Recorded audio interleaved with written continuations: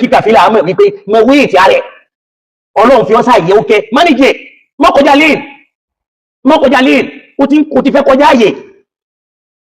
ó ti fẹ́ kọjá àyè mọ́ bà pọ́nlé jẹ́ mọ́ bà ṣe àwọn àgbàlagbà tí wọ́n papọ̀ sí lára mọ́ bà jẹ́ ṣe ọ̀pọ̀ ti sọ̀kan náà jọ́ kan tó lóun gbàmù dínú nímọ̀ràn nígbà tí nǹkan ṣẹlẹ̀ tó sọ̀rọ̀ bẹ́ẹ̀ yẹn náà àwọn èèyàn orí eléyìí náà fún àwọn tí wọ́n lọ wù jáde tàkọ́kọ́ yẹn mo rí wọ́n sẹ́ǹdì èmi ò jẹ́ nítumọ̀ sí ẹgbẹ́ ẹfọbìnrin ilẹ̀ ó ń gùn ni ọ̀tún adé náà ní ìsìn túbọ̀ tó tún sọ ó ní kìí ṣe scam bíra àdílà kùránì bẹ́ẹ̀ bàbá gán mọ̀ nígbà tí wọ́n wá mọ̀ yẹn tí wọ́n wá lò fẹ́nu ni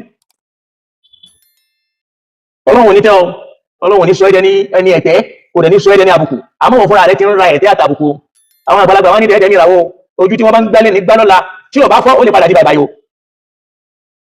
kàfílà ṣe pẹ̀lẹ́pẹ̀lẹ́ ìwọ ní kọ́kọ́ ọlọ́run ṣoore fún ẹgbẹ̀rún ẹ̀ńbẹ́ tó fara pamọ́ kò sẹ́ni tí ò ní kan rí kò sẹ́ni tí ò lè rí tàn kọ́ kò sẹ́ni tí ò ní bàbá ó dàbí pé ọ̀jọ̀gbọ́n kan rí òwò tí ń ṣe fáàrí pé bàbá ni bàbá mi innama an-nasu min umin wa abin ṣe bí èèyàn ní babalágbàjì ṣe bá wọn kan ló bí wọn ṣe bá wọn bí àwọn ẹnìkan ṣe bí èèyàn ní Shehu Kamel ṣe bá ẹnìkan ló bí wọn ṣe bá wọn náà bí yàn àìmọye àwọn èèyàn padà tí wọ́n tóbi lẹ́dàá wọ́n dẹ̀ fara wọn pamọ́ táwọn náà tóbi kì í wá ṣe kí tóbi àwọn bàbá nì kí ni ìwọ gangan lọ̀rọ̀ ọlọ́run ti ṣe ọ́ ní nǹkan kí ló tó wá dé dúró lórí lane ọlọ́run ní iṣẹ́ tó gbélé ọlọ́wọ́ ó ti yà kó òun díẹ̀ òun tamẹ́ tí ó kọ́ ìwọ náà ń lé social media kọ́ ló sọ̀rọ̀ kàfí ìlàdé èèyàn ọlọ́run ti sọ ọ́ dé èèyàn kí social media ó tó dé kódà ìlú mi tí mo ń sọ̀rọ̀ yìí wọ́n mẹ́rin lù mí kí social media ó tó dé kódà alhamdulillah àwọn méjì ẹ̀jẹ̀ bó gbogbo ẹ̀jú lẹ́kì náà lámàrà wa kódà mo sì láwọn ọmọ tí wọ́n ti jáde àwọn tí wọ́n sì mọ̀ ní Ìbàdàn bẹ kí social media ó tó dé tí èèyàn bá lọ kọ̀ráṣì ibẹ̀ làwọn ọmọ ní máa ń lọ àwọn tí bá pẹ́lẹ́kọ̀ọ́ sànẹ̀wí ni wọ́n máa ń wọ̀ dàrẹ́ ti mẹ́ Ustaz Mikael ọlọ́mọ mi ṣàánú fún wọn ọ̀dọ̀ wọn èmi tí máa ra tíra máa sì máa ra tíra lọ́dẹ̀ ilé alọ́jọ́ ọba àṣìwọ́n bàbá àgbọ́tọ̀ ọmọ kékeré wọ́n bọ́ ṣe pọ̀ tó wọ́n bọ́ ṣe pọ̀ nímọ̀ kan tó wá dì mọ́mù Ìbàdàn lónìí tó ń ti bẹ́ẹ̀ wọ́n bọ́ ṣe fi ara wọn pamọ́ ọlọ́run ó ṣíjú àánú wọ onídàmú oníṣubú oníwọlẹ̀ o àmọ́ ọ̀rọ̀ tí mo dìrú sọ ní pé scam ní lódodo Abubakar kọ́ ní bẹ́ ń kòtò ja'alu buna Bakiri Aba Bakiri wọ́n yí ọmọ Bakari wọ́n sọ di Abu ni o ibùnù ni wọ́n sọ dàbú wọ́n kàn háàdì wá ò síbi núùnù wọ́n dẹ̀ mú ọmọ tí ń bẹ lókè wọ́n gbé sísàlẹ̀ kí wá ló ṣẹlẹ̀ kí ló sọ Abubakar ìdẹni tí wọ́n sọ pé òun ló wà ní kòtò wọ́n fẹ́ fi ra wọn láfún pé kò sẹ́ni ó tó nínú àwọn sàhábà wọ́n fẹ́ gbé fọ́dílù fún lórí Sayyidina Ali kó òun jẹ́ ọmọ fún Ànábì tó sì tún jáde fún níjọ́ tí gbogbo wọn tọrọ ọmọ lọ́dọ̀ ẹ̀ èyí ṣe tí ò fún wọn èèyàn méjì ló lọ́dọ̀ lọ́dọ̀ Ànábì lọ́kùnrin Sayyidina Ali àti Usmanu ni Ànábì fún Abubakar lọ́mọ kò fún Umaru lọ́mọ ó yìnbọn tí wọ́n fọ́mọ rẹ̀ ṣùgbọ́n lọ́n kẹ́ wọn ọlọ́run ṣàlù wọn fún Islam ó fún Ali lọ́mọ tó fẹ́ràn jùlá lọ́rùn ó sì fún Usman ìkan túkú ó tún fún ní mi èyí ṣe tí ó fáwọn ó yẹ ká rí pé kí màkàn bẹ́ẹ̀ èyí ṣe pé wọ́n pàtàkì lọ́dọ̀ rẹ̀ àmọ́ lẹ́yìn Ali nínú fọ́dí lọ́dọ̀ Ànábì Usman lọ́kàn kéèyàn náà ti bẹ̀yẹ̀ wò ó ṣàlì nítorí èyí tí mo wí ní ìsìn wọ́n lọ bá ṣe àlì ní èyí wòye sí ètò èmi torí ọba wọn ẹni orí ọlọ́lọ́mọ tó olóṣìmọ̀sí náà báwo ni Abdullahi ibn Urayqit báwo ló ṣe wá di wọ́n ṣe wá sọ di Abubakar náà kàfílà wá gbọ́ tó bá lọ katira tí wọ́n ń pè ní Mukhtasar Tarikh Dimashq tí àfọwà Ibn Asakir lọ ka volume 13 kó lọ ka page 35 òun rí ń bẹ̀ yí pé faqad ghayyaru isma Abi Bakr al-Aqiqi wọ́n yí orúkọ Abubakar tí ń jẹ́ ojúlówó orúkọ rẹ̀ wọ́n yí padà léyìí tí ń jẹ́ Atiku lórúkọ Abubakar Atiku ní orúkọ Abubakar Abubakar yìí ṣe Abdullahi ghayyaru isma Abi Bakr al-Aqiqi wọ́n yí orúkọ Abubakar tó jókòó rẹ̀ gangan tí ń jẹ́ Atiku wọ́n yí padà waja'aluhu Abdallah wọ́n wá ń pè ní Abdullahi li yuwafiqa ismuhu Abdullahi ibn Urayqit orúkọ ẹ̀ lè ṣe déédé pẹ̀lú Abdullahi ọmọ Urayqit ṣùgbọ́n pé ẹni Abdullahi ibn Urayqit ibn Bakr Atiku ibn Abi Quhafa Atiku ibn Abi Quhafa ó kú Hafa ẹni tó máa nẹ́bìrì òun jẹ́ Abdullahi ibn Urayqit ibn Bakr Abubakar ń jẹ́ Atiku ọgbọ́ ibn Abi Quhafa wọ́n wá yí Atiku wọ́n sọ di Abdullahi yẹn lè dọ́gba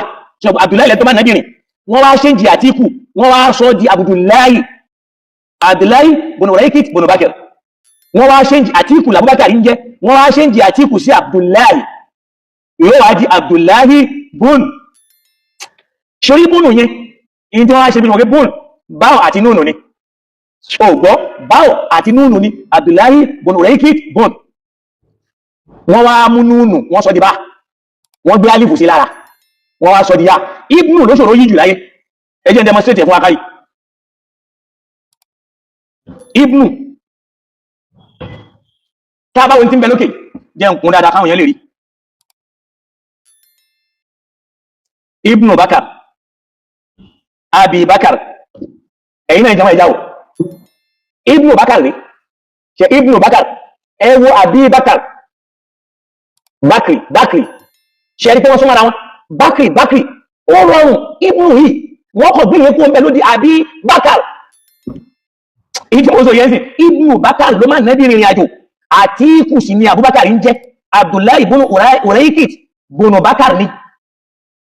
ó kọ bàbá ẹ̀ ní Bakar yẹn Abdullahi ọmọ Uraikit ọmọ Bakar Atiku tiẹ̀ Atiku lòun jẹ́ bunu Abi Kuhafa in tí wọ́n wá ṣe ń bẹ̀ ẹwùjọ́ táwọn èèyàn ti ń lò ṣèlú pọ̀ gọ́yàrú isma Abi Bakr al-Aqiqi wọ́n yí ojúlówó orúkọ Abubakar padà léyìí tí ń ṣe Atiku wajaluhu Abdullahi wọ́n wá sọ di Abdullahi ẹni kan mú àdísù kan wá Abubakar ti ń jẹ́ Abdullahi bójẹ́ kàfílà náà ni ó mú wá àtàwọn ìrẹ̀wà rẹ̀ ẹ lọ mú àdísù kan wá Abubakar ti ń jẹ́ Abdullahi Atiku lórúkọ Abubakar kìí ṣe Abdullahi wọ́n padà wá ṣe ń jẹ orúkọ Abubakar kúrò ní Atiku sí Abdullahi nítorí kó lè ṣe déédéé Abdullahi ti búnú Uraikit ti búnú Bakar yẹn wọn wá pè ní Atiku mọ́ wọn wá sọ wá ní Abdullahi ṣegẹ́dì nísìn bún Abi Kuhafa Abubakar ṣe pé orúkọ ti búnú Uraikit lọ ṣùṣe Abdullahi búnú Uraikit búnú Bakar ẹjá pé ṣe Abubakar káwá ní Abdullahi búnú Abi Kuhafa ṣegẹ́dì nísìn Abubakar wọ́n wá sọ ibnu wọ́n sọ di Abu tó bá dẹ̀wọ́ ibnu tó bá ti fi alif àti nun alif báwù nun alif báwù wáwù ó ṣùgbọ́n láti yí ibnu Abu ẹkàn máa gbé wáwù síbi nun yẹn ni ó di Abu nìyẹn tẹ́ bá gbé ọmọ yẹn padà sísàlẹ̀ wọ́n wá sọ Atiku di Abdullahi ó wá di Abubakar wọ́n wá ṣe jòrúkọ ni lọ́ọ̀ká ilé ìta sọ yìí nínú Mukhtasar Tarikh Dimashq Ibn Asakir yóò ṣàlàyé fún wọn náà yìí pé in tó ṣẹlẹ̀ mẹ́rin yẹn tó bá lọ ká volume 13 page 25 Abubakar ìkọlọ́ lọ́run sọ́nà Qur'an wọ́n lè akẹ́kọ̀ọ́ káwàá gbà ojúlówó nínú tó ti ṣẹlẹ̀ rẹ̀ o wọ́n tún lọ mú ìtàn Ankabut pé aláǹtakùn kan ó lọ takùn sójú kòtò gáàrù gbogbo ìyẹn náà irọ́ ni ibi tí wọ́n ti ṣe mùdírù gbẹ́ni yẹn mùdírù ń sọ wípé ìtàn Felix of Nola àwọn èèyàn lọ kọ́pí irú tó ṣẹlẹ̀ ń bẹ̀ ibẹ̀ ni wọ́n ti kọ́pí ọ̀rọ̀ aláǹtakùn ṣùgbọ́n ti mínísìn pẹ̀lú ọ̀rọ̀ ẹ̀yìn àdàbà wọ́n ìtàn yẹn náà wọ́n kọ́pí ẹ̀ bẹ́ẹ̀ nínú ìtàn Ànábì Dawud ibo láti kiri wọ́n nínú tíra àwọn Yahudi tíra àwọn Júù yí pé ẹnìkan o aláǹtakùn táwọn kò dìbì kan fún làwọn náà bá mú lọ́ba gbé sínú ìtàn wọ́n jọ mọ́tò Ànábì pé gáàrù yẹn eléyìí ní ìsìn kìí ṣe mùdírù ló sọ lọ ka Tafsirul Qurtubi kó lọ ka volume 13 ìtàn Ànábì Dawud lọ̀rọ̀ aláǹtakùn náà wà wọ́n lọ kọ́pí ẹnu tíra àwọn Júù wọ́n á gbé sínú ìtàn Ànábì irú yẹn ni mùdírù sọ wípé wọ́n lọ gbé ìtàn Felix Nola kìí ṣe pé mùdírù sọ pé Felix Nola ní ń bẹ pẹ̀lú Abubakar wọ́n ní irú ìtàn tó jọ wọ́n lọ ń gbé wá lọ mú tó wà ní ìtàn yẹn wọ́n lọ ń gbọ́rọ̀ aláǹtakùn wọ́n ń gbé síbẹ̀ tí ó sì rí bẹ́ẹ̀ òun lẹ́jọ́ sọ̀rọ̀ ẹ̀ ibi tí wọ́n fẹ́ parí ẹ̀ sí rẹ̀ o Imam al-Bukhari nínú sọ yìí wọn àwọn náà wá fẹsẹ̀ ẹ̀rin lẹ̀ pé Abubakar yóò sí inú kòtò pẹ̀lú Ànábì ìyẹn ni pé lam yakun ma'a an-nabiyyi fil ghar yani Abubakar Abubakar yóò sí inú kòtò pẹ̀lú Ànábì kàfílà lọ́ọ̀ká Sahih al-Bukhari volume 1 page 170 nínú àdísù náà fẹ́rin An ibn Umar tó sọ fún wa wípé lamma qadima al-muhajirun al-awwalun al-usbata ó ní nígbà tí àwọn tí wọ́n kọ́kọ́ ṣe ìjírá kúrò ní Mákà lọ Mádínà wọ́n kó Mákà wọ́n ń ṣe ìjírá lọ Mádínà tọ́lọ́hun sọ náà Kùránì wípé as-sabiquna al-awwaluna min al-muhajirina wal ansar al-Imam al-Bukhari volume 1 page 170 àwọn náà fi rinlẹ̀ fún wa pé Abubakar kọ́ ló wà ní kòtò pẹ̀lú Ànábì wọ́n jẹ́ kó yé wa wípé An ibn Umar قال ولما قدم المهاجرون الأولين العشبة يعني موضع بكبأ قبل مقدم رسول الله صلى الله عليه وسلم كان يأمهم سالم مولاه حذيفة رضي الله تعالى عنهم أجمعين الإمام البخاري بوانه كرامة طول الأجاج wọ́n ní nígbà táwọn al-muhajirun àwọn tó kọ́kọ́ ṣe hijira lákọ̀ọ́kọ́ tí wọ́n kọ́kọ́ dé ààyè ibìkan al-usba láàyè ibìkan ní Kùbá qabla maqdami rasulillah síwájú ká nábì ó tó dé ìyẹn ní pé ànábì ò tí ìwà ń gbà náà òun sì wà ní Mẹ́kà àwọn ilé ìtì lọ tẹ́lẹ̀ dé ní Mẹ́dínà ó ti kọ́ àwọn ọmọlẹ́yìn rẹ̀ kan máa lọ ó wá kú òun nìkan ní Mẹ́kà àdìsí wá ń sọ fún abúlé máa kọjú mẹ́lẹ̀ al-muhajirun al-awwaluna al-usbata nígbà tí àwọn tí wọ́n kọ́ ṣe hijira lọ Mẹ́dínà ni tí wọ́n dé Usba al-Imam Bukhari ní ya'ni mawdi'in bi Quba'in ayé ibìkan ní Kúbà ni wọ́n ń pè ní Usba yẹn ó ní qabla maqdami rasulillah ṣáájú kó jíṣẹ́ Ọlọ́run ó tó dé ó ní kana ya'umuhum Salim ó lẹ́ni tí ń ṣe ìmáàmù fáwọn èèyàn jọ náà òun náà ní kíni o Salim mawla Abi Uzayfa tó ń jẹ́ ọmọ ọ̀dọ̀ Abi Uzayfa kí ló bá tó fi ń ṣe ìmáàmù fún wọn wa kana aktharuhum Qur'ana toró ló ní ìmọ̀ al-Qur'ani jù nínú gbogbo wọn jọ náà kìí ṣe Umar ló ní ìmọ̀ al-Qur'ani jù jọ náà kìí ṣe Usmanu nínú àwọn tí wọ́n wà Mẹ́dínà jọ náà torí àkọọ́lẹ̀ sọ fún wa pé Ànábì fi ànílẹ̀ Mẹ́kà ní kó lọ sòsórí ibùsùn tó wọ́n fi jáde lọ léyìí tó fi hàn pé Àlí ló padà wá sí Mẹ́dínà kẹ́yìn lẹ́yìn tá Ànábì lọ ó nígbà tí wọ́n dé Kùbá níbi tí wọ́n dúró sí ó lẹ́ni tí ń kí wọn fún wọn jọ náà nígbà náà òun ni Salim mawla Abi Uzayfa ọmọ àdó Abi Uzayfa nítorí òun ló mọ Kùránì jù nù wọn ewu bí tí politics ti ń bẹ̀rẹ̀ torí káwọn èèyàn wọ́n mọ̀ lè mọ̀ yí pé Abubakar yóò sínú kòtò ṣe orí àdísù táwí àdísù kẹ́nà ní méjèèjì o ìbẹ̀rẹ̀ àdísù yẹn rẹ̀ o ìparí rẹ̀ o